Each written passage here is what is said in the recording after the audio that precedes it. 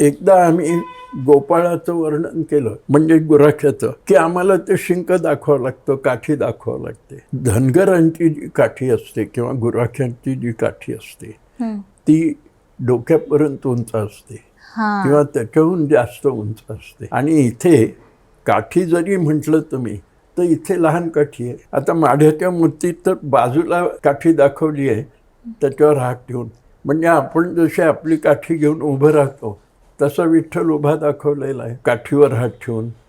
आणि पंढरपूरच्या पांडुरंगाच्या मूर्तीला अनुसरून जेव्हा लोक काठी म्हणतात तेव्हा खरं म्हणजे त्या वस्त्राच्या निऱ्या आहेत. आपण जर ती मूर्ती पाहिली नीट तर त्या दोन्ही मांड्यातनं अशी निऱ्या जातात आणि त्या खाली अशा वळलेल्या असतात. तर त्याला काठी कसं म्हणणार?